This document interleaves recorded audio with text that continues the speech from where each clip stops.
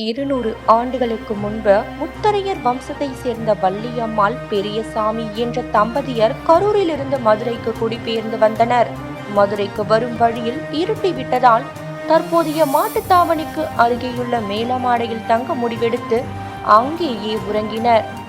இரவு வள்ளியம்மாளின் கனவில் நீண்ட தாடியுடைய முனியவர் ஒருவர் வந்து தான் மதுரையை ஆண்ட பாண்டியன் நெடுஞ்செழியன் எனவும் கண்ணகியின் கணவன் கோவலனுக்கு அநீதி இழைத்த பாவத்திற்காக மறுபிறப்பெடுத்து பாவத்தின் நிர்வதியாக இதே இடத்தில் ஈசனை நோக்கி 8 அடி மண்ணுக்குள் தியானம் செய்வதாகவும் தன்னை மீட்டெடுத்து வழிபட்டால் அவர்கள் குடும்பத்தை வாழ வைப்பதாகவும் கூறியுள்ளார். திடுக்கிட்டெழுந்த வள்ளியம்மாள் நடந்தவற்றை கணவனிடம் கூற 8 அடி மண்ணுக்குள் புதையுண்ட சிலையை எடுத்தனர்.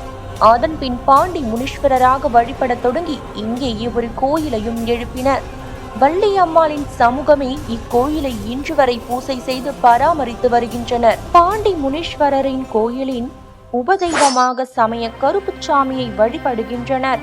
ஒருமுறை வேட்டைக்கு செல்லும் ஆங்கிலேயர் ஒருவர் இக்கோயிலில் உள்ள சமய கருப்புச்சாமியிடம் வந்து தான் இன்றைக்கு எத்தனை மிருகங்களை வேட்டையாட போகின்றேன் என குறி கேட்டுள்ளார். அதற்கு சமய கருப்புச்சாமியிடமிருந்து எந்த ஒரு பதிலும் வரவில்லையாம்.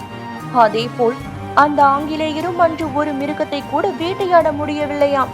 அந்த கோபத்தில் கருப்புச்சாமியின் கரம் மற்றும் சிரத்தை துண்டித்தாராம் ஆங்கிலேயர். பின்னர் தனது இருப்பிடத்திற்கு சென்று கொண்டிருந்த அந்த ஆங்கிலேயர் கிராம எல்லையை தாண்டும் முன்பே அவரும் அவரது குதிரையும் கல்லாயினர்.